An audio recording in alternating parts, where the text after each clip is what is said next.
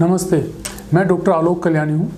जब patient clinic में आते हैं तब पेशेंट्स के मन में बड़े शक और सवाल होते हैं। वो ये जानना चाहते हैं, उनके मन में कुछ सवाल होते हैं कि बीमारी हमें क्यों हुई, इसमें क्या कारण है, कैसे दवाइयाँ लेनी है, कुछ जनरल सवाल होते हैं।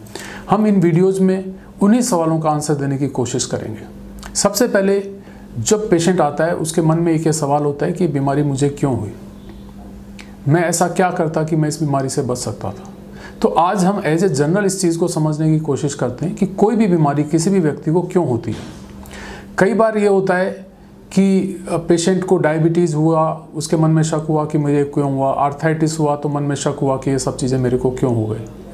हम इसको चीज़ को इस तरीके से समझते हैं कि दुनिया में जितनी भी तरह की बीमारियाँ होती है वो 3 कारणों से होती है। आपके जेनेटिक फैक्टर, आपकी लाइफस्टाइल और आपके आसपास का जो एनवायरनमेंट है उससे।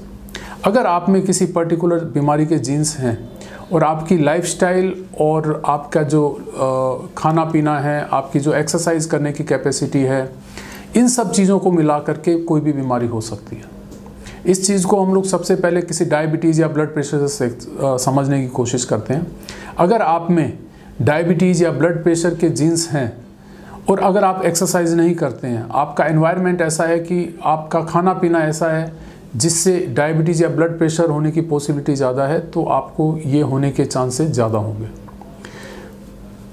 जैसा कि हमने आपको बताया कि जीन्स सबसे महत्वपूर्ण कारक है, उसके बाद में लाइफस्टाइल और एनवायरमेंटल फैक्टर। एनवायरमेंटल फैक्टर में कोई भी बीमारी के लिए कुछ पर्टिकुलर एनवायरमेंटल फैक्टर होते हैं। ऑटो इम्यून डिजीज़ के अंदर एनवायरमेंटल फैक्टर स्पेसिफिकली आपकी स्मोकिंग, पोल्यूशन का एनवायरमेंटल फैक्टर है। इसके अलावा आपके जो पेट में गट बैक्टीरियाज हैं वो ऑटो इम्यून डिजीज़ के अंदर एक बड़ा इंपॉर्टेंट रोल प्ले करते हैं।